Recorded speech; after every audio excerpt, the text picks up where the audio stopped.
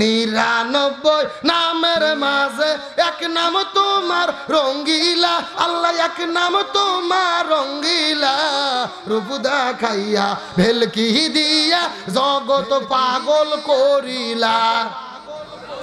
জোরে বলেন নাউজুবিল্লাহ। এই কত মারাত্মক কথা বলতেছে, লক্ষ্য করে দেখেন। আল্লাহকে বলতেছে 99 নামের মাঝে এক নাম তোমার রঙ্গিলা। জোরে কওয়া যাবে কি নাউজুবিল্লাহ? এখন চিৎকার করে বলেন তো দেখি, আল্লাহর সিফতি নাম কয়টা? 99টা। এই 99টা নামের মধ্যে রঙ্গিলা নামে কি কোনো নাম আছে নাকি? এই সিটের বাটপারদেরকে জুতো পিটা করে দেওয়া ছাড়া করা দরকার। এদের কারণে মানুষের ঈমান আকীদা নষ্ট হয়ে যাচ্ছে। আবার এরা মাঝে মধ্যে গান গায়, কিরমান কাতিবিন রোজগার সরের দিন মওলার কাছে যদি করে অভিযোগ, আমি বলবো দুনিয়ায় ছিলাম ন্যাংটা বাবার লোক। একেবারে বাস্তব বলতেছি, বাস্তব। গত 4 বছর আগে মাহফিলে গেছি চাঁদপুর জেলা মতলব থানা। ওখানে যাওয়ার পরে কিছু লোক আছে বলতেছে, হুজুর আমাদের এখানে ন্যাংটা বাবা আছে, হুজুর দেখতে যাবেন? আমি বললাম দেখা তো যায় না, জোর করে নিয়ে গেছে। যাই দেখি বাবার অবস্থা একেবারে পাও থেকে শুরু করে মাথা পর্যন্ত সফান সফা। কথা কি বোঝা যায়? মানে অফিস আদালত স্টেশন সব বের করা।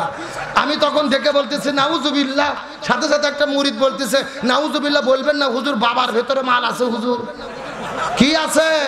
আমি বললাম কে রে পাগলা, ও মাল যাচ্ছে, ও মাল তো দেখাই যাচ্ছে, ও মাল তো সবার মধ্যে আছে, নতুন কি মাল আছে ওটা দেখায়। এ কথা কর না কে? এই সমস্ত বাটপারদেরকে জুতো পিটা করে দেওয়া ছাড়া করা দরকার। কিন্তু মনের মধ্যে বড় কষ্ট ভাই, এই রকম ভণ্ডামি যারা বাংলাদেশে করতেছে, এদের কোনো বিপদ আমার দেশে নাই। যারাই কোরআনের হক কথা বলেছে, কোরআনের সত্য কথা বলেছে, তারাই ভেতরে বন্দী হয়েছে। তার মানে বোঝা গেল ভণ্ডামি করলে কোনো বিপদ হয় না, কোরআনের হক কথা বললে বিপদ হয়। তাহিরির কথা বললাম দেখে কি মন খারাপ করলেন? আমি তার বিরোধিতা করি না। আল্লাহ তাকে একটা কণ্ঠ দিয়েছে অনেক সুন্দর, কথা কর না কে? সত্যকে স্বীকার করতে হবে। তার কণ্ঠটা আল্লাহ তাআলা দিয়েছেন চমৎকার কণ্ঠ। বাংলাদেশের এমনও জায়গায় তিনি যায়, কোরআনের মাহফিলে কথা বলে, চমৎকার কথা বলে। আমি তাইরিকে বলতে চাই, তোমার কণ্ঠ ভালো, আল্লাহর শুকরগুজার করে কোরআনের পক্ষে তাফসীর করো, কোরআনের হক কথা বলো, ওই ভণ্ডামি বাদ দাও। কথা বলে না কেন? তাগিরি ভণ্ডামি বাদ দিয়ে যদি কোরআনের পক্ষে থাকে, তার পক্ষে আমাদের থাকতে কোনো আপত্তি আছে?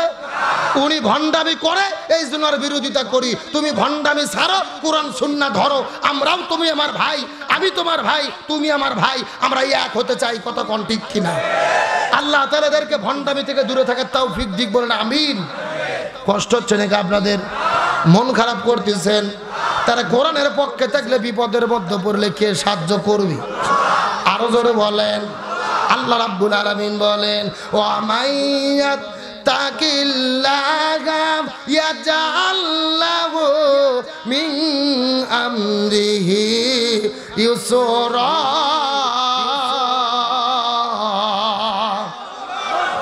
আরো জোরে বলেন তো দেখি আল্লাহু আকবার। আল্লাহ তাআলা ডাকতে বলেন, এ পৃথিবীর মানুষেরা, তোমরা ভালোভাবে বোঝার চেষ্টা করো।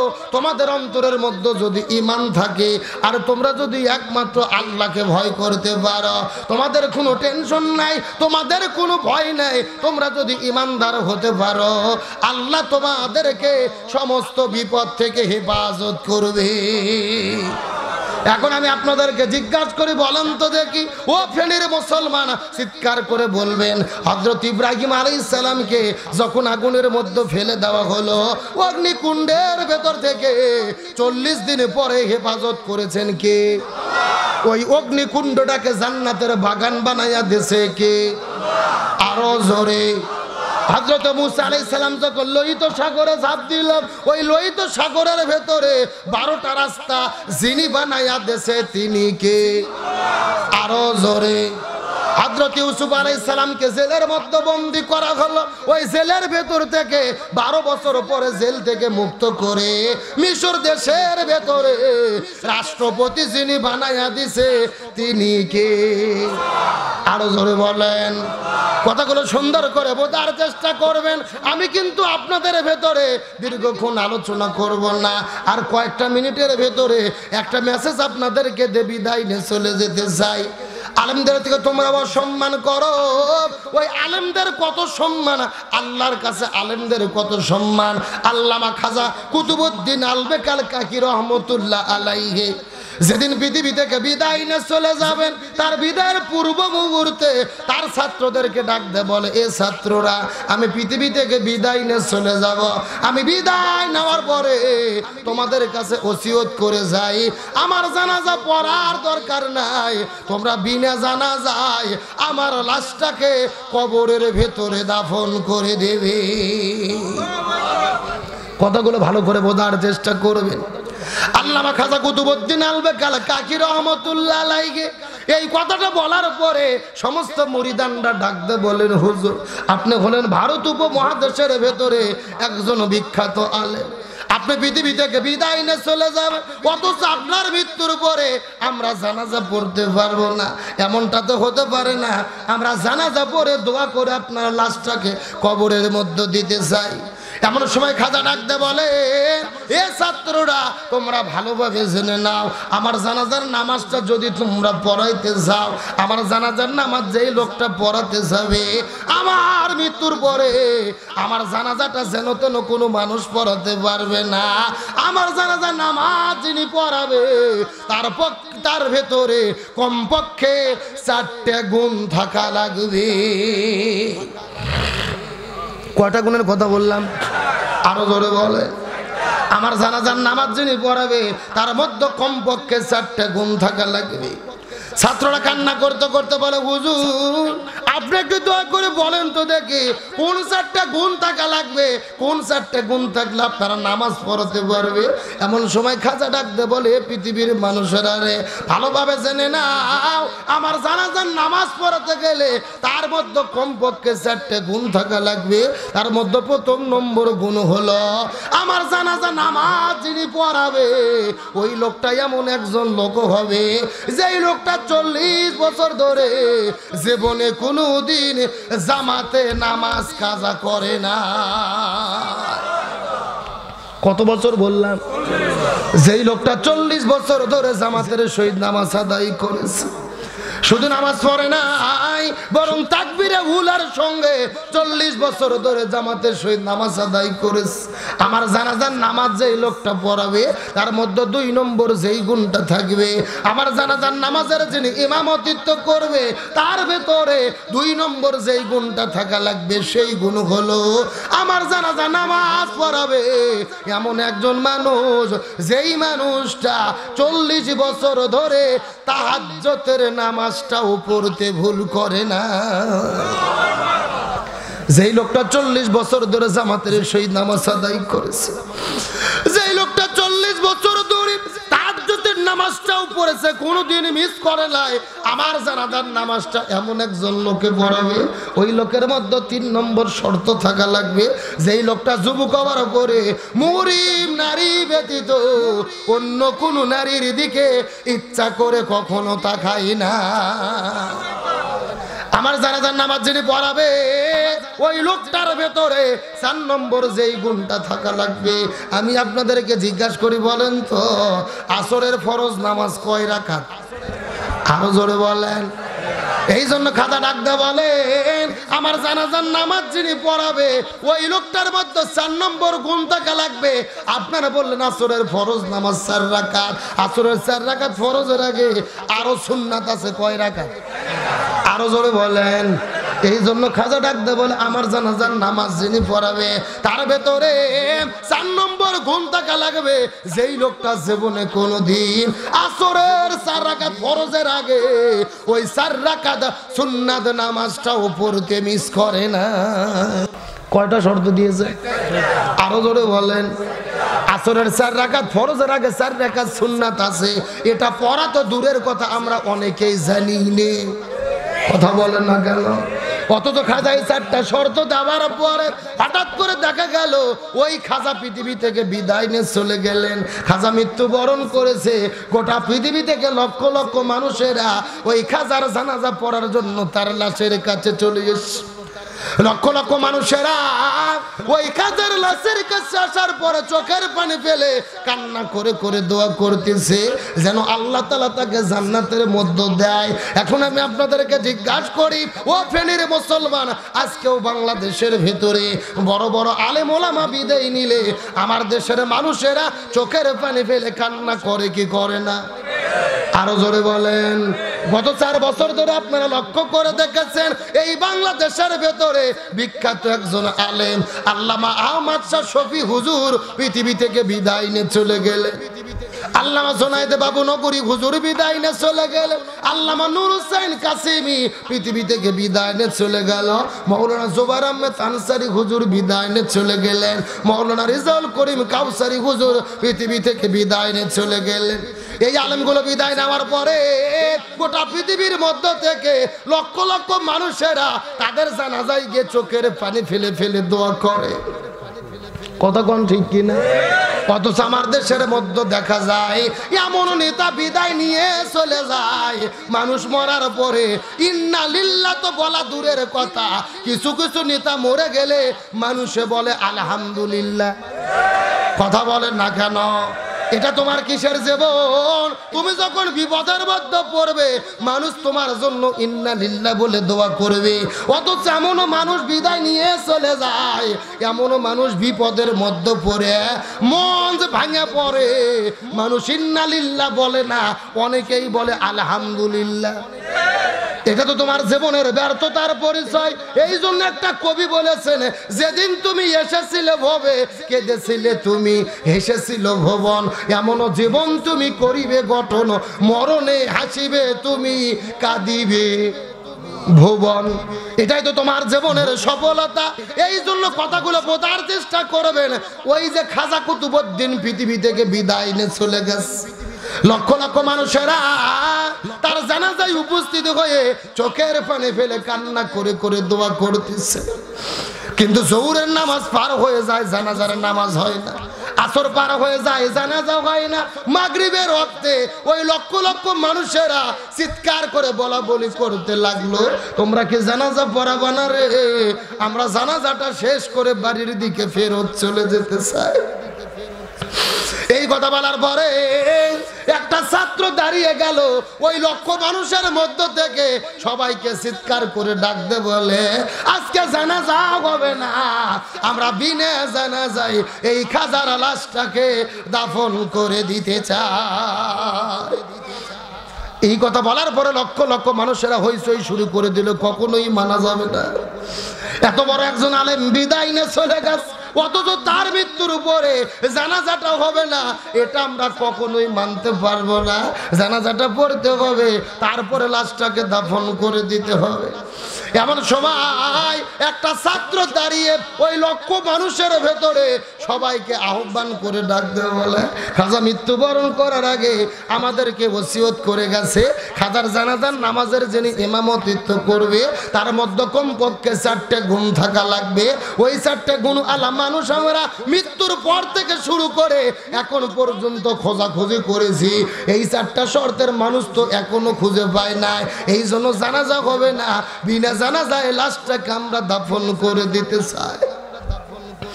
লক্ষ লক্ষ মানুষ কান্না করতে করতে বলে, খাজা মৃত্যুর পূর্বে ওসিয়ত করে গেছে তার জানাজাটা পড়ার জন্য 4টে গুণ থাকা লাগবে। তোমরা দয়া করে বলো তো দেখি কোন 4টে গুণ থাকা লাগবে, তোমরা দয়া করে বলো। এই লক্ষ মানুষের ভেতরে হয়তো ভাই একটা লোক পাইলেও পাওয়া যেতে। এই লক্ষ মানুষের কথা শোনার পরে একজন ছাত্র দাঁড়িয়ে গেলেন, কান্না করতে করতে বলে, লক্ষ জন তোমাদের ভিতরে এমন কি কোনো মানুষ আছে নাকি, তোমাদের মধ্যে এমন কি কোনো মানুষ পাওয়া যাবে নাকি যেই মানুষটা 40 বছর ধরে জামাতের শহীদ নামাজ আদায় করেছে? তোমাদের ভেতরে এমন কি কোনো মানুষ আছে নাকি যেই মানুষটা 40 বছর ধরে তাহাজ্জুদের নামাজটাও পড়তে ভুল করে নাই? তোমাদের মধ্যে এমন কি কোনো মানুষ আছে নাকি যেই মানুষটা জীবনে কোনোদিন মুহরিম নারী ব্যতীত অন্য কোনো নারীর দিকে ইচ্ছা করে তাকায় না? তোমাদের ভেতরে এমন কি কোনো মানুষ আছে নাকি যেই মানুষটা 40 বছর ধরে আসর নামাজের আগে 4 রাকাত সুন্নাতটাও পড়তে ভুল করেন না। এমন যদি লোক পাওয়া যায় আজকে জানাজার নামাজের ইমামতিত্বটা তিনি করবে। আর এমন লোক যদি না পাওয়া যায় আজকে বিনা জানাজায় খাজার লাশটাকে আমরা দাফন করে দিতে যাই। কয়টা শর্তের কথা বলেছে আরো জোরে বলেন। ওই লক্ষ লক্ষ মানুষেরা কান্না করতেছে, শেষ পর্যন্ত এই লোকটা খুঁজে পাওয়া যায় কিনা, আর জানাজা হয় কিনা জানার দরকার আছে না নাই? আলোচনা কি চলবে? তাহলে চিৎকার করে বলেন তো দেখি, খাজার জানাজার জন্য শর্ত আছে কয়টা? আরো জোরে, সাউন্ড নাই। আপনাদেরকে ঘুম ধরছে, কষ্ট হচ্ছে? এই যে আমি বসে আছি একেবারে সোজা, এই পাশে এক ভাগ, এই পাশে এক ভাগ। আপনারা মুখ বন্ধ করেন, আপনারা বলেন তো দেখি, খাজার জানাজার জন্য শর্ত আছে কয়টা? আরো জোরে। আপনারা মুখ বন্ধ করেন, এবার আপনারা বলেন তো দেখি, খাজার জানাজার জন্য শর্ত আছে কয়টা? ওরে বাবা, কেরে ভাগ করে দেন, সাউন্ড বেশি হচ্ছে। তারপর আপনারা আলসামি করতেছেন না? আমার বাড়া মনের মধ্যে কষ্ট নেবেন। আর মাত্র কয়েক মিনিট আপনাদের মধ্যে কথা বলবো। ডানে যারা আছেন কথা বলবেন, বামে যারা আছেন কথা বলবেন, মঞ্চে যারা আছেন তারাও কথা বলবেন। সবাই মিলে চিৎকার করে একসঙ্গে বলেন তো দেখি, খাজার জানাজার জন্য শর্ত আছে কয়টা? আরো জোরে। জোর হলো না আলোচনা। আর যদি 15 মিনিট হয় কোনো সমস্যা চলবে? আল্লাহর রহমতে লোক কিন্তু বাড়তিছে, কমতিছে না। সুবহানাল্লাহ কোন জানে? এই যে 2 যুবক কে বলালো, আর ওই যে 3 জন পেছনে দাঁড়িয়ে আছে, লোক আল্লাহর রহমতে বাড়তিছে। সুবহানাল্লাহ কোন? আলোচনা কি চলবে? আর মিনিট 15 টাইম কি আমাকে দেওয়া যাবে? তবে কথা দেওয়া লাগবে, কোনো ওটা উঠি করা যাবে। আলোচনা কি চলবে? তাহলে চিৎকার করে বলেন তো দেখি, শর্ত আছে কয়টা? আরো জোরে। জোর হলো না। সোনাগাজীর মুসলমান বোঝার চেষ্টা করবেন। আমি কিন্তু আপনাদের মধ্যে আজকে দীর্ঘক্ষণ আলোচনা করব না, একটা মেসেজটা দিয়ে বিদায় নিয়ে চলে যাব। আল্লাহ ইমানদার ব্যক্তিদেরকে কেমনে হেফাজত করে কথাগুলো বোঝানোর জন্য বলতেছে। ওই যে খাজা বিদায় নিয়ে চলে গেল, ওই লক্ষ লক্ষ মানুষেরা চোখের পানি ফেলে কান্না করতেছে। ওই লক্ষ মানুষেরা চোখের পানি ফেলে কান্না করতেছে। আজকে খাজার জানাজা হবে নাকি বিনা জানাজায় তার লাশটা কবরের মধ্যে দেওয়া হবে? এইরকম করতে করতে মাগরিবের নামাজটা পার হয়ে গেল। কিছুক্ষণ পরে লক্ষ্য করে দেখা গেল ওই খাজার মাদ্রাসার 4 জন ছাত্র হঠাৎ করে খাটুনির 4টা পাওয়া ধরে ফেলেছে। 4 জনে মিলে 4টা খাটুনির পাওয়াটা ধরার পরে 4 জনে কাঁধের উপরে ওঠানোর পরে ওই লাশটা যখন কবরের দিকে নিয়ে চলে যাবে, এখন পর্যন্ত জানাজা পড়ানো হয় নাই। এমন সময় দূর থেকে দেখা যায় কে যেন চিৎকার করে ডাকতেছে।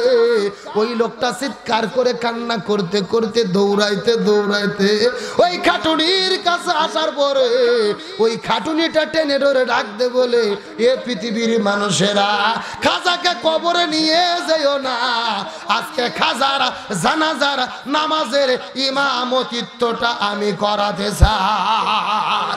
লিল্লাহ তাকবীর। এই লোকটা খাটুনি টেনে ধরার পরে চিৎকার করে বলে, এ পৃথিবীর মানুষেরা সাবধান হয়ে যাও, খবরদার তোমরা লাশটাকে নিয়ে যেও না, আজকে খাজার জানাজার নামাজের ইমামতিত্বটা আমি করাতে চাই। এই কথা বলার পরে ওই লক্ষ মানুষের ভেতর থেকে সমস্ত মানুষেরা কান্নাকাটি করা শুরু করে দিল। এই লোকটা কোন লোক রে? এই লক্ষ মানুষের মধ্যে আমরা তো কেউ পাস করতে পারলাম না। খাতাতে শর্ত দিয়ে গেছে, ওই 4টা শর্ত অনুযায়ী আমরা সবাই ফেল করেছি। ওই লোকটা কোন লোক রে? যেই লোকটা জানাজার নামাজের ইমামতিত্ব করতে চায়। ওই লোকের দিকে লক্ষ্য করে দেখা যায় ওই লোকটা দৌড়ে গিয়ে গিয়ে গিয়ে গিয়ে ওই খাটুনিটা টেনে ধরার পরে ডাকতে বলে, খাজারে তুমি আমার এত বড় ক্ষতিটা কেন করলা? তুমি বিদায় নিয়ে চলে গেলে, কিন্তু মৃত্যুর আগে আমার এত বড় ক্ষতি তুমি কেন করে গেলে? এই কথা বলে বলে লোকটা কান্না করতেছে। তুমি বিদায় নিয়ে চলে গেলে মৃত্যুর পূর্বে আমার এত বড় ক্ষতিটা তুমি কেন করে গেলে? ওরে খাজা তুমি বিদায় নিয়ে চলে গেলে, অথচ এই গোপন 4টা আমুলের কথা আজকে কেন লক্ষ মানুষের ভেতরে বলে গেলে? তার কারণে 4টা আমল আমি গোপনে গোপনে করেছি। আমার স্ত্রী আমল সম্পর্কে জানে না, আমার সন্তান এই আমল সম্পর্কে জানে না, আমার পাড়া প্রতিবেশী আমল সম্পর্কে জানে না। আমি গোপনে গোপনে এই 4টা আমল করেছি একমাত্র আল্লাহর সন্তুষ্টি অর্জন করার জন্য। ওরে খাজা তুমি বিদায় নিয়ে চলে গেলে, তুমি তো বিদায় নিয়ে চলে গেলে, অথচ তোমার মৃত্যুর পূর্বে আমার গোপন আমলের কথা জনগণের মধ্যে কেন বলে গেলে? আল্লাহু আকবার কর।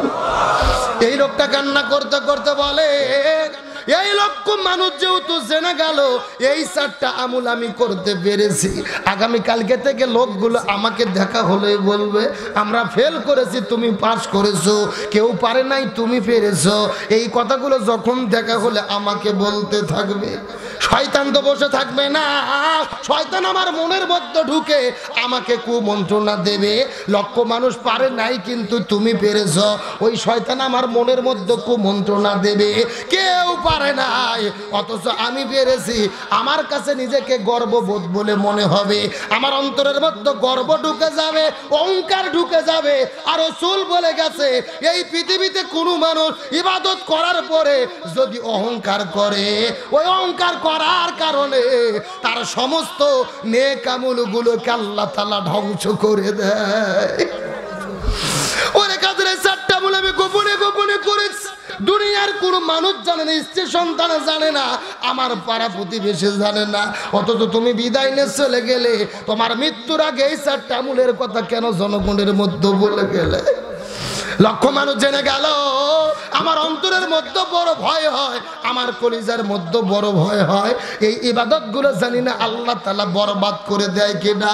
ওরে খাজারে তোমার কাছে অনুরোধ করে বলি, ওই হাসরের ময়দানে আল্লাহ তাআলা যদি তোমার উপরে রাজি খুশি হয়ে যায় আর তোমাকে যদি সুপারিশ করার মতো অনুমতি দেয়, তুমি আল্লাহর কাছে আমার জন্য একটু বলিও, আল্লাহ জানো আমার এই আমলগুলোকে ধ্বংস করে না দেয়।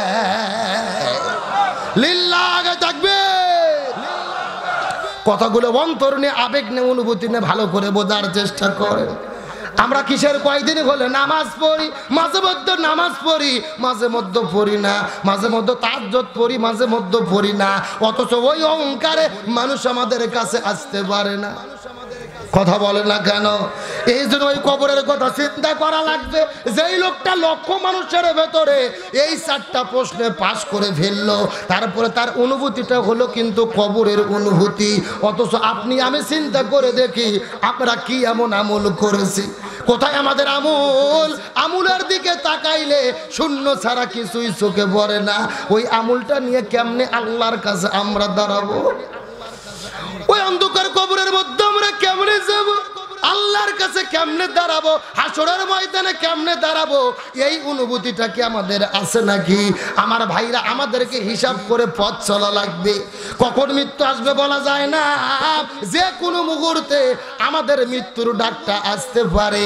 আপনারা গত 2 দিন আগে লক্ষ্য করে দেখেছেন ওই তুরস্কের ভেতরে, ওই সিরিয়ার ভেতরে হঠাৎ করে 15 সেকেন্ডের এমন একটা ভূমিকম্প তৈরি হলো, যেই ভূমিকম্পের মাধ্যমে হাজার হাজার বিল্ডিং গুলো মাটির সঙ্গে মিশে গেছে। লক্ষ লক্ষ মানুষ বিল্ডিং এর মধ্যে আটকে পড়েছে। ইতিমধ্যেই প্রায় 30,000 মানুষের মতো লাশগুলোকে বিল্ডিং এর মধ্য থেকে বের করা হয়েছে। এখনো লক্ষ লক্ষ মানুষ বিল্ডিং এর মধ্যে আটকা পড়ে আছে। মানুষের হাজারি, ওই মানুষেরা চোখের পানি ফেলে কান্না করতেছে। একটা পরিবারের 20 জন মানুষ ছিল, বিদায় নিয়ে চলে গেছে। কোন পরিবারে 10 জন মানুষ ছিল, বিদায় নিয়ে চলে গেছে।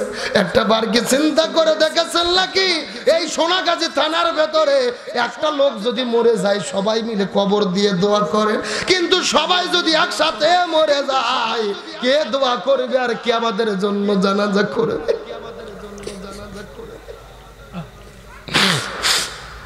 হাজার হাজার মানুষ আজকে বন্দী হয়ে গেছে। ওই ধ্বংসস্তূপের মধ্যে হাজার হাজার মানুষ জড়ো হয়ে গেছে, মনের মধ্যে বড় কষ্ট লাগে। টেলিভিশনের মধ্যে খবরের মধ্যে আপনারা দেখতেছে একটা বাবা হঠাৎ করে যখন ভূমিকম্প তৈরি হয়েছে তার সন্তানটাকে জড়িয়ে ধরেছে, ভূমিকম্প হয়ে বিল্ডিংটা ধসে পড়েছে, তার সন্তানটাকে বুকের মধ্যে জড়িয়ে ধরে আছে, ওই বিল্ডিংটা তার উপরে পড়েছে। সে চিন্তা করেছে আমার জীবন যায় তাও সন্তানটা বেঁচে থাক, এমন ভাবে সন্তানটাকে বুকের উপরে জড়িয়ে ধরে এমন ভাবে পড়ে গেছে। দেখা গেছে ৪৪ ঘন্টা পরে ওই বাবার সন্তানটাকে উদ্ধার করা হয়েছে। বাবা মারা গেছে কিন্তু তার বুকের সন্তানকে আল্লাহ তাআলা বাঁচিয়ে রেখেছে। এমন একটা দৃশ্য, যেই দৃশ্য পৃথিবীর মানুষ কখনো দেখে নাই। একটা মাও মারা গেছে, বাবা মারা গেছে, দুইটা সন্তান বেঁচে আছে। একটা মেয়ে তার বয়স হলো 4 থেকে 5 বছর বয়স হবে, আর ছোট্ট ছেলেটার বয়স হচ্ছে 6 মাস।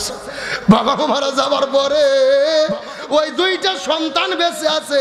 ছোট সন্তান 6 মাস বয়স হবে, কান্না করতেছে, আর বড় সন্তান বোন তার বয়স হবে 4 বছর। এ চিন্তা করছে সন্তানটাকে কেমনে কান্না থামানো যায়।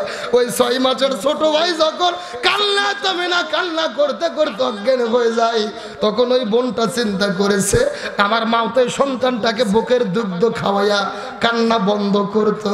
ওই ছোট্ট 4 বছরের শিশুটা ওই 6 মাসের বাচ্চাটাকে নিজের মায়ের মতো দুধ খাওয়ানোর জন্য সন্তানটাকে বুকে চেপে ধরেছে। সেই ভিডিওটা দেখার পরে গোটা পৃথিবী মানুষেরা চোখের পানি ফেলে কান্না করে দেখতেছে। এমন ঘটনা পৃথিবীতে মানুষ আর কখনো দেখে নাই।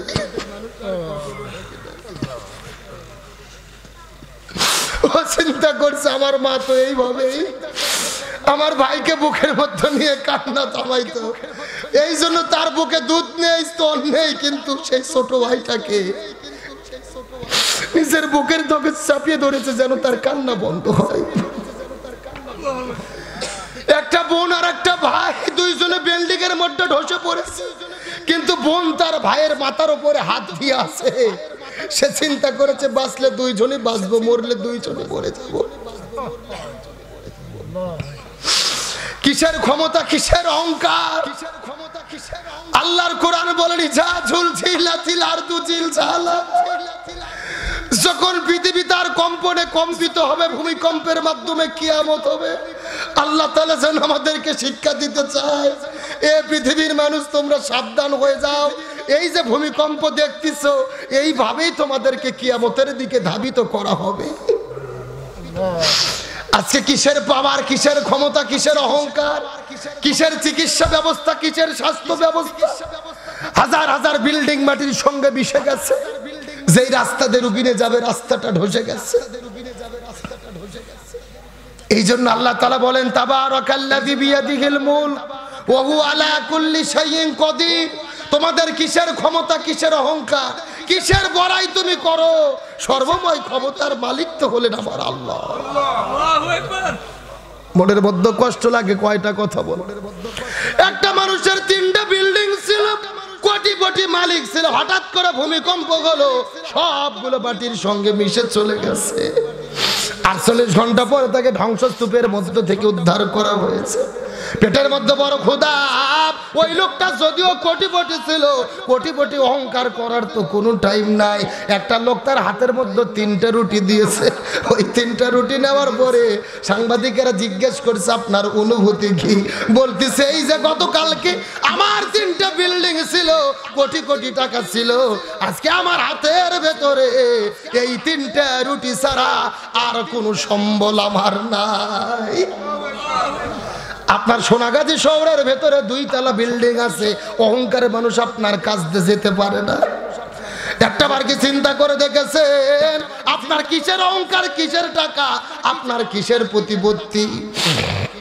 ওই যে যেই জায়গার মধ্যে ভূমিকম্প হয়ে বিল্ডিংটা ধসে গেছে, ওই বাড়ির মধ্যে একটা কুকুরকে পুষেছিল।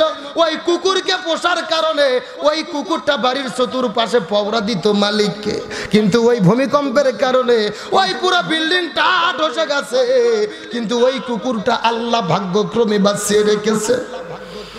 কিন্তু এই কুকুরটাকে বারবার যখন নিরাপত্তা বাহিনীরা ওখান থেকে টেনে নিয়ে চলে যায়, ওই কুকুর ওখান থেকে যায় না, ওই কুকুরটা যায় বিল্ডিং এর ভেতরে।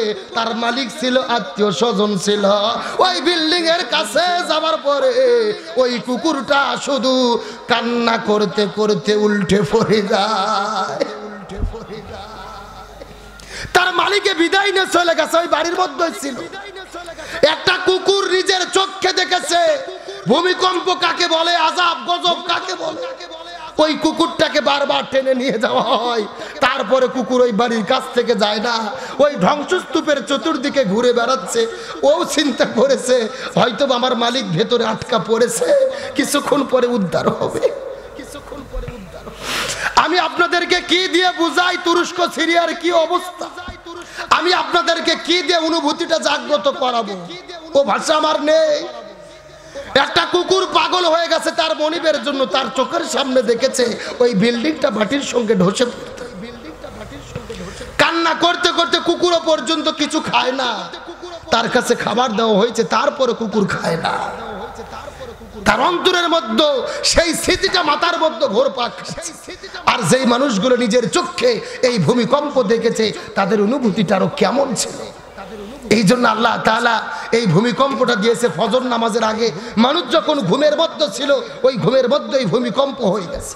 আল্লাহর কোরআন বলেনি যা জুলজিলাতিল আরদু জিলজালাহা, যখন পৃথিবী তার কম্পনে কম্পিত হবে, ও আরদু আসকালাহা, মানুষেরা বলবে হাই আজকে কি হলো, ও আকরাজাতুল আরদু আসকালাহা, জমিনের মধ্যে যা আছে সব বের হবে, মানুষেরা হাই হাই করতে থাকবে।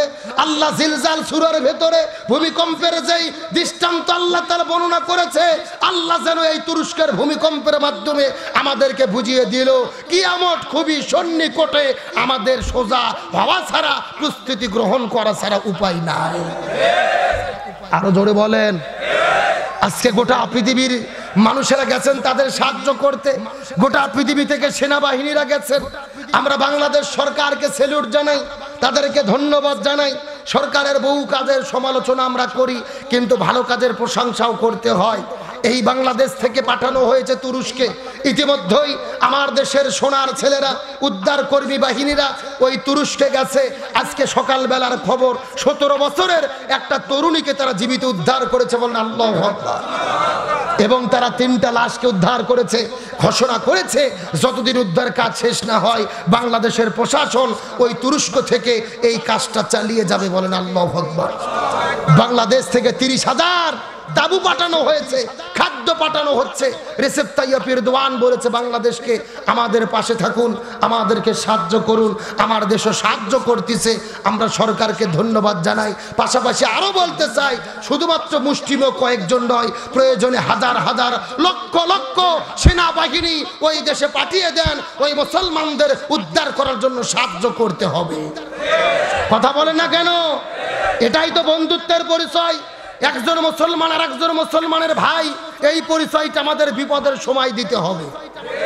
আরো ধরে বলেন কথা ঠিক কিনা? কিন্তু একটা খবর শুনে আপনারা আশ্চর্য হয়ে যাবেন। ওই ভূমিকম্প শুরু হওয়ার 10 মিনিট আগের একটা ভিডিও ভাইরাল হয়ে গেছে। আপনার ওই সিসিটিভির মাধ্যমে ভিডিওটা পাওয়া গেছে।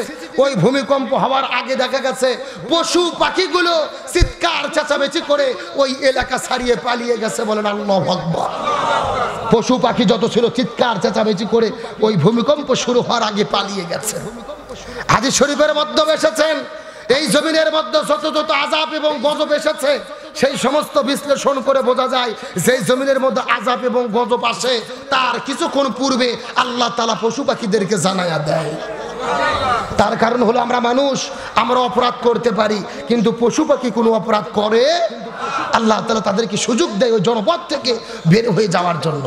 হাজার হাজার পশু পাখি যেরকম চিৎকার চেঁচামেচি করেছে, দৌড়ে এলাকা ছাড়িয়ে চলে গেছে। এটা যদি দিনের বেলা হইতো মানুষ হয়তো বুঝতে পারতো কিছু একটা হবে, কিন্তু আল্লাহ তাআলা রাতের বেলা ঘটিয়েছেন। এটা হলো কিয়ামতের আলামত। বুখারী শরীফের একাধিক হাদিস থেকে পাওয়া যায় কিয়ামতের বড় বড় 4টা আলামত। চিৎকার করে বলেন কয়টা? 1 নম্বর হলেন দাজ্জালের আবির্ভাব ঘটবে, 2 নম্বর ইমাম মাহদী পৃথিবীতে আসবে, 3 নম্বর হযরত ঈসা আলাইহিস সালাম পৃথিবীতে আসবে, আর 4 নম্বর হলো সিরিজ ভূমিকম্প হবে, একের পরে এক ভূমিকম্প চলতেই থাকবে। হাদিস শরীফের মধ্যে আছে রাসূল বলেন 3টা বড় বড় ভূমিকম্প হবে। একটা হবে পৃথিবীর পশ্চিমে আমেরিকা কানাডায়, 2 নম্বর হবে পৃথিবীর পূর্বে এই যে আমাদের এশিয়া মহাদেশে, আর 3 নম্বর ভূমিকম্প হবে পৃথিবীর মধ্যখানে যেখানে তুরস্ক এবং সিরিয়া, যেই জায়গায় ভূমিকম্পটি সংগঠিত হয়েছে। ইসলামী বিশ্লেষকরা বলেছে এই ভূমিকম্পটা হলো আসন্ন কিয়ামতের বড় আলামত। এবং এই যে বললাম এশিয়া মহাদেশের পূর্ব দিকে ভূমিকম্প হবে, গবেষকরা গবেষণা করে দেখেছে এই ভূমিকম্প হওয়ার সবচাইতে বেশি সম্ভাবনা হচ্ছে আমাদের বাংলাদেশের ঢাকা শহরে। এমনকি তারা বলেছে বাংলাদেশে ভূমিকম্প হবে, ওই জায়গায় 10,000 বিল্ডিং ধসে গেছে, কিন্তু ঢাকা শহরে 1 কোটি বিল্ডিং ধসে যাবে, প্রায় আপনার 1 লক্ষ বিল্ডিং ধসে যাবে, 1 কোটি মানুষ মারা যাবে। এখান থেকে আমাদের সিদ্ধান্ত গ্রহণ করতে হবে এই ভূমিকম্পগুলো কিয়ামতের দিকে ধাবিত করতেছে, সেই কিয়ামতের দিনের প্রস্তুতি আমাদের গ্রহণ করার দরকার আছে না নাই? আরো জোরে বলেন। এই জন্য সর্ব অবস্থায় আমরা সাহায্য চাবো কার কাছে? আরো জোরে বলেন। আমার বারে এই জন্য আমাদেরকে আল্লাহর কাছে সাহায্য চাইতে হবে। কিসের দুনিয়া, কিসের অহংকার, কিসের পাওয়ার? 5 সেকেন্ডের ভূমিকম্পে পুরো তুরস্কটা মাটির সঙ্গে মিশে গেছে। ওই রকম ভূমিকম্প যে আমার দেশে হবে না, আমার সমাজে হবে না, এই রকম কি কোনো গ্যারান্টি আছে নাকি? আরো জোরে বলেন। এই জন্য কিয়ামত আসার আগে আমাদের প্রস্তুতি গ্রহণ করার দরকার আছে না নাই? আমি আপনাদেরকে বলতেছিলাম ওই যে খাজার খাটুনির পাশে দাঁড়ানোর পরে ওই লোকটা ডাকতে বলতেছে, খাজারে তুমি বিদায় নিয়ে চলে গেলে, কিন্তু আমার ক্ষতিটা কেন করলা? হাসরের ময়দানে যদি আল্লাহ তাআলা সুযোগ দেয় তুমি আল্লাহর কাছে আমার জন্য সুপারিশ করো, আল্লাহ যেন আমার আমলগুলোকে বরবাদ করে না দেয়। লিল্লাহ তাকবীর। ওই আখিরাত জীবনকে স্মরণ করার দরকার আছে না নাই?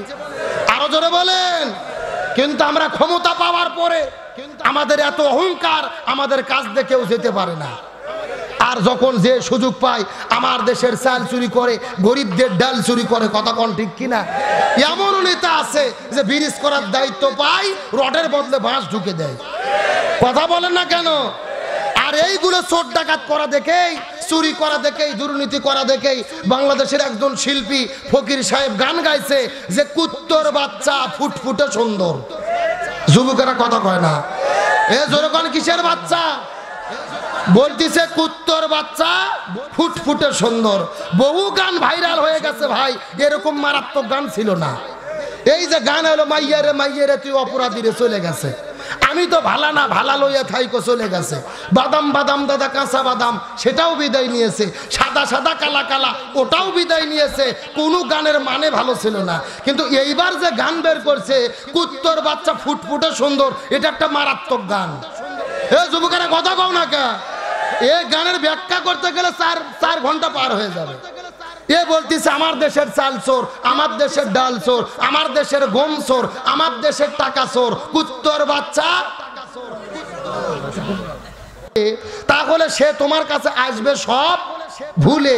একটা কুকুরকেও যদি আপনি ভালোবাসেন, ওই কুকুর কিন্তু আপনার বাড়ি ছেড়ে যায় না, সারা রাত আপনার বাড়ির চতুর্পাশে পাওরা দেয়, কথা বলে না কেন? ওই যে তুরস্কের যেই কুকুরের কথা বললাম, আজকে মালিক ধ্বংসস্তূপের নিচে আটকে গেছে, ওই কুকুর বাড়ি ছেড়ে যাচ্ছে না, চতুর্দিকে ঘুরতেছে। মালিকের মহব্বত কুকুরের অন্তরে আছে না নাই? একটা কুকুরও তার মালিককে চেনে। কিন্তু আমার দেশের আমরা এমনও কুকুর যেই দেশে বসবাস করি ওই দেশের টাকা চুরি করে বিদেশ পাচার করি, এ কথা কন না কে? ওই দেশের টাকা চুরি করে বিদেশে বেগুন পাড়া তৈরি করি। আর এই সমস্ত চোর ডাকাতদেরকে শিল্পী বলছে কুত্তর বাচ্চা। আসলে যারা চুরি করে এদেরকে বলছে কুত্তর বাচ্চা, যদিও কুত্তর বাচ্চা কিন্তু দেখতে কি, কথা কয় না, মানে ফুটফুটে সুন্দর বলে একটু অ্যাঙ্গেলে অ্যাঙ্গেলে মার দিছে। কিন্তু আল্লাহর কোরআন কিন্তু অ্যাঙ্গেলে মারে নাই, আল্লাহর কোরআন মারছে ডাইরেক্ট। আল্লাহ তাআলা বলতেছে উলাইকা কাল আনআম বাল হুম আদল। আল্লাহ বলতেছে যারা জনগণের টাকা চুরি করে খায়, দেশের টাকা বিদেশে পাচার করে, এরা হলো চতুষ্পদ জন্তু, কুত্ত।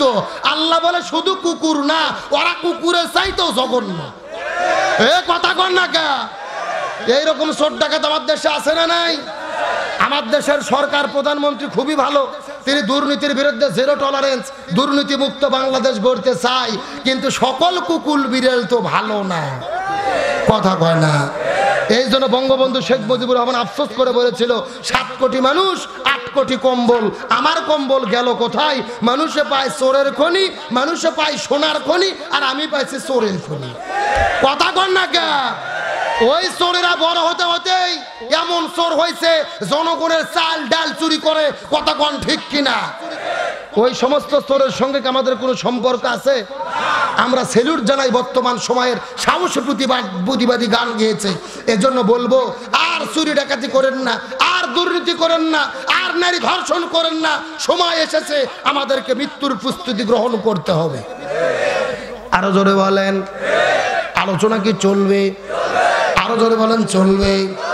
ওই যে খাজা কুতুবউদ্দিন আলবে কাকি রহমতুল্লাহ আলাইহি এর জানাজার খাটুনিটা ছিনে ধরার পরে ওই লোকটা কান্না করতে করতে নামাজ পড়ার জন্য নামাজের জায়গায় দাঁড়িয়ে গেছে। ইমামতিত্বের জায়গায় দাঁড়ানোর পরে কথাগুলো সুন্দর করে বোঝার চেষ্টা করবেন। হাজার হাজার মানুষেরা চোখের পানি ফেলে কান্না করতেছে। ওই লোকটাকে রে, যেই লোকটা জানাজার নামাজের ইমামতিত্ব করতেছে, আমরা পড়াইতে পারলাম না। ওই লোকটার পরিচয় জানতে বড় মন চাই। ওই লোকটা কোন লোক? যেই লোক হাজার জানাজার নামাজটা পড়ালো, ওই লোকের পরিচয় জানতে মন চায় কি চায় না? আলোচনা কি চলবে? কারা কারা চলবে একটু হাত তুলে দেখান। লিল্লাহি তাকবীর। নাই সাউন্ড আগের মতো নাই, হাত নামান। আলোচনা কি চলবে? কথা বলেন, চলবে? কারা কারা চলবে হাত উঠান তো দেখে। লিল্লাহি তাকবীর। আজকের মাহফিল চলছে, চলবে। ফেনী জেলার মাহফিল, সোনাগাজীর মাহফিল কতক্ষণ চলবে? সারা রাত। আমার ভাইরা, সারা রাত নয়, আর 10টা মিনিট টাইম কে আমাকে দেওয়া যাবে? কথা বলেন, দেওয়া যাবে? তাহলে আমার কথা দেওয়া লাগবে, কোনো লোক ওটাউটি করা যাবে না। রাজি আছেন তো ইনশাল্লাহ? আলোচনা চলছে, চলছে। আর একটা দৃষ্টান্ত দিয়ে শেষ করে দেব। আজকে আলোচনার বিষয় ছিল তাবলীগ করতে হবে কি দিয়ে? আরো জোরে বলেন। আর কোরআনের তাবলীগ করতে গিয়ে বিপদের মধ্যে পড়লে কে সাহায্য করবে? আরো জোরে বলেন। এ সোনাগাজীর মুসলমান, বোঝার চেষ্টা করবেন। আর মাত্র 5টা মিনিট টাইম আপনাদের কাছ থেকে চেয়ে নেব। আল্লাহ ইমানদার মুসলমানদেরকে কেমনে হেফাজত করে, এই বিষয়টা বুঝে আপনাদের মধ্য থেকে বিদায় নিয়ে চলে যাব। আপনাদেরকে লক্ষ্য করে বলেছিলাম, ইউসুফ আলাইহিস সালামকে 10 বছর পরে জেল থেকে মুক্ত করেছিলেন কে? আরো জোরে বলেন। ওই আল্লাহ বর্তমানে আছে না নাই? ওই আল্লাহর ক্ষমতা আছে না নাই? কথাগুলো সুন্দর করে বোঝার চেষ্টা করবেন। সূরা ইউসুফের মধ্য থেকে বলতেছি, ইউসুফ নবীকে জেলের মধ্যে বন্দী করার পরে, ইউসুফ নবীকে জেলের মধ্যে বন্দী করার আগের ঘটনা সরাসরি সূরা ইউসুফের মধ্য থেকে বলতেছি। ইউসুফ নবীকে ঘরের মধ্যে বন্দী করার পরে 10টা দরজা জানলার তালা লাগাইয়া দেওয়ার পরে, 7টা দরজার তালার মধ্যে 7টা দরজার মধ্যে তালা লেগে দেওয়ার পরে একটা মহিলা ধর্ষণ করতে চেয়েছিল, যার নাম হলো জুলেখা। জোরে বলেন, নাম কি? আরো জোরে। এই জুলেখা ঘরের দরজা তাংলা লাগা দেওয়ার পরে ডাকতে বলে, ইউসুফ রে, আমি তোমার সঙ্গে প্রেম ভালোবাসা মহব্বত করতে চাই। এমন সময় জুলেখা ডাকতে বলে, ইউসুফ ডাকতে বলে, জুলেখা ইন্নী আখাফুল্লাহ, নিশ্চয় আমি আল্লাহকে ভয় করি। এই কথা বলার পরে ইউসুফ নবী ডাকতে বলতেছেন, আল্লাহ এখন আমি কি করব জানতে চাই। আল্লাহ ডাকতে বলে, ইউসুফ রে, তোমার কোনো টেনশন নাই, দরজার দিকে দৌড় দাও, আমি আল্লাহ তাআলা তোমার জন্য 7টা দরজার তালা খুলে দেব। ওয়ালা তাহিনু ওয়ালা তাহজানু ওয়া আনতুমুল আ'লাউনা ইন কুনতুম মুমিনিন। কে সাহায্য করবে? আরো জোরে বলেন। এই কথা বলার পরে হযরত ইউসুফ আলাইহিস সালাম ওই দরজার দিকে যখন দৌড় দিয়েছে, খেটা খেটা আল্লাহ তাআলা 7টা দরজার তালা খুলে দিয়েছে। আল্লাহু আকবার বলেন। ইউসুফ নবী দৌড়ায় সামনে সামনে, জুলেখা দৌড়ায় পেছনে পেছনে। ইউসুফ নবীকে ধরতে না পারে পিছন দিক থেকে জামা ধরে মারছে টান। ইউসুফ নবীর পেছনে জামা গেছে ছিঁড়ে। জোরে বলেন ইউসুফ নবীর জামার কোথায় ছেঁড়া? আরো জোরে। জোর হলো না। ইউসুফ নবীর পেছনে জামা ছিঁড়ে গেছে। ইউসুফ নবী দৌড়াই সামনে, জুলেখা দৌড়াই পেছনে।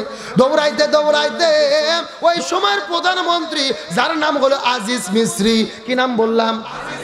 ওই আজিজ মিস্ত্রির কাছে যখন দুইজনে চলে গেছে, আজিজ মিস্ত্রি ডাকতে বলে, জুলেখা রে তুমি কেন দৌড়াও? ইউসুফ রে তুমি কেন দৌড়াও? জুলেখা ডাকতে বলে, ওগো প্রাণের স্বামী, ইউসুফ আমাকে ঘরের মধ্যে বন্দি করে দরজা জানালা লাগাইয়া দিয়া ধর্ষণ করতে চেয়েছিল। নবীর বিরুদ্ধে কিসের মামলা? এ কথা কর না কে? তাহলে নবীর বিরুদ্ধে যদি ধর্ষণের মামলা হয়, হুজুরদের বিরুদ্ধে হতে পারে কি পারে না? শেষ কথাগুলো ভালো করে বোঝার চেষ্টা করবেন। ইউসুফ নবীর বিরুদ্ধে ধর্ষণের মামলা দিয়েছে বউ হয়ে প্রধানমন্ত্রীর কাছে।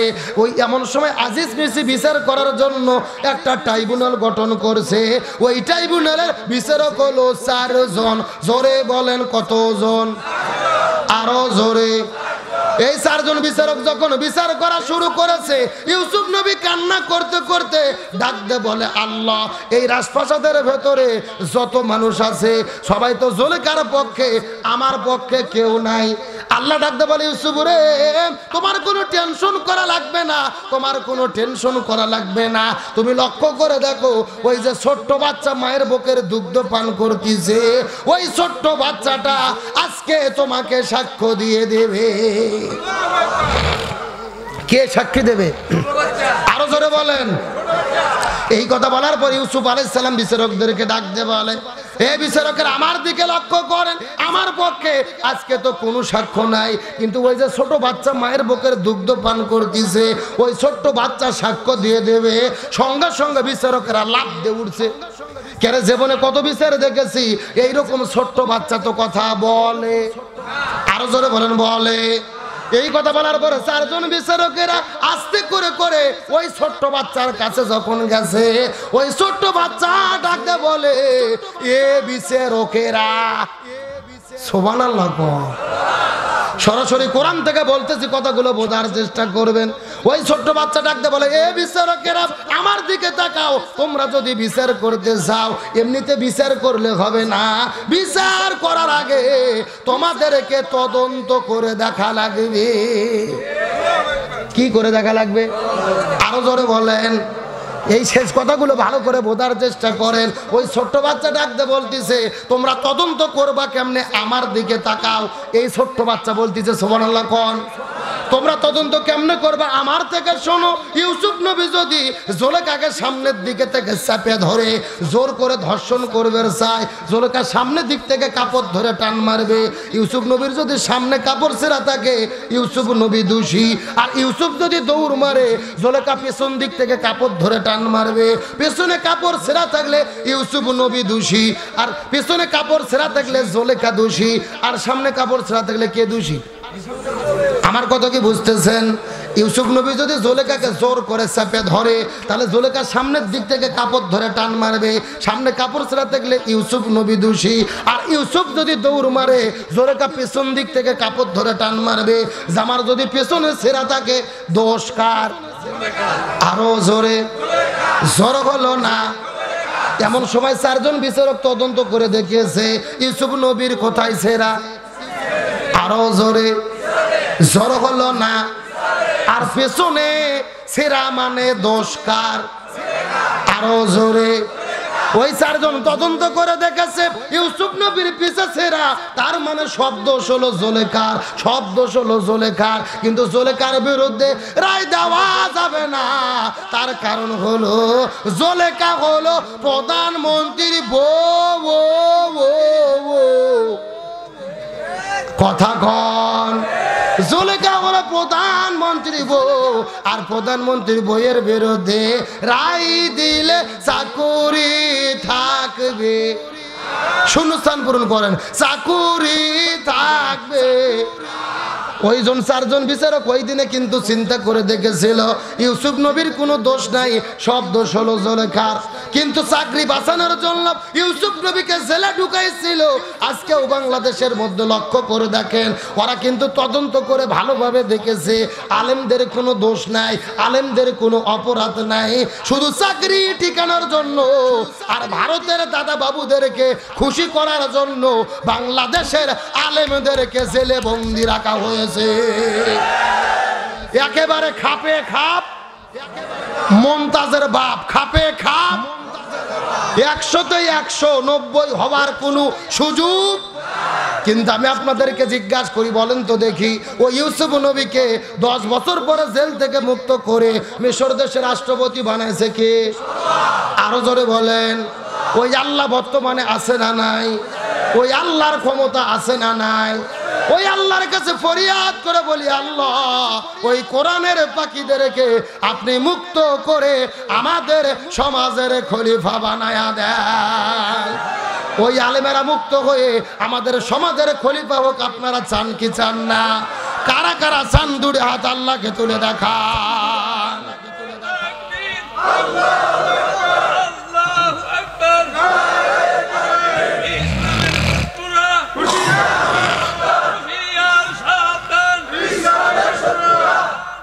আলহামদুলিল্লাহ বলেন। আল্লাহ তাআলা কবুল করুক, বলেন আমিন। আমার ভাইরা, ঘড়ির কাঁটায় 12টা 13 মিনিট বেজে গেছে। যদিও 12টা পর্যন্ত আলোচনা করতে বলেছিল। আপনাকে কষ্ট পেয়েছেন? মন খারাপ করেছেন? তাহলে ওই যে লোকটা জানাজার নামাজ পড়াচ্ছে, ওই লোকটার পরিচয়টা কি জানতে মন চায় না? চাই কি চায় না? যদি 2 মিনিট লাগে কষ্ট হবে? আলোচনা কি চলবে? কারা কারা চলবে না হাত তোলেন। এইবার বোঝা গেছে সত্যি সত্যি আপনাদের ঘুম ধরছে। চলবে চলবে চলবে। এখন একটা তাকবীর দেব। প্রথমে তাকবীর দেবে যারা বিয়ে করেনি তারা, তারপর তাকবীর দেবে যারা বিয়ে করেছে তারা। দেখি কাদের সাউন্ড বেশি দেখার দরকার আছে না নাই। প্রথমে হাত উঠে অবিবাহিত কারা কারা দেখি, যারা যারা বিয়ে করনি। হ্যাঁ, লিল্লাহে তাকবীর, হাত নামাও। এখন যারা যারা বিয়ে করেছেন দেখি তার হাত উঠান তো দেখি বাবাজি। যারা যারা বিয়ে করেছেন হাত উঠান। লিল্লাহে তাকবীর। কি হুজুর সাউন্ড কোনটা বেশি? যারা বিয়ে করছে তাদের। আপনি বিয়ে করছেন এই জন্য বলতেছেন নাকি? আসলে বিয়েলাদের সাউন্ড বেশি হওয়ার কারণ হলো বিয়েলাদের সংখ্যা বেশি। জোরে বলেন কি বেশি? এখন বিয়ে অবিয়ে সবাই মিলে সাথে যদি একটা তাকবীর দেই, সাউন্ড কম হবে না বেশি হবে?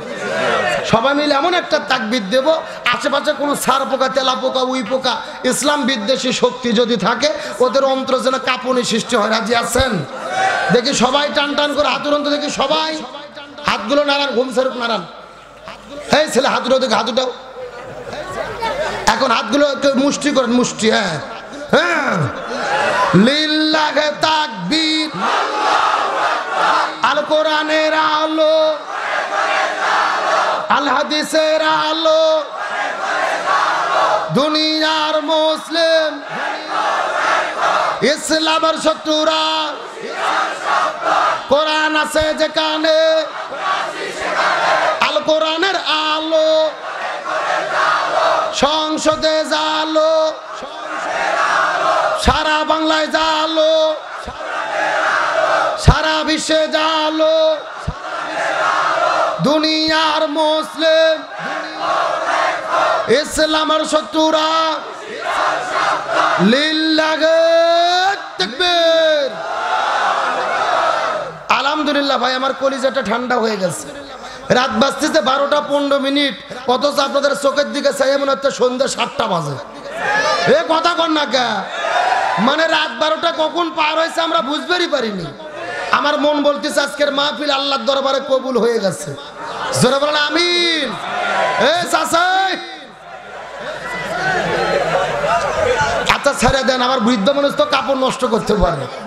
আমরা কি মোনাজাত না করে কেউ যাব নাকি? ওই লোকটার পরিচয় জানতে চান না?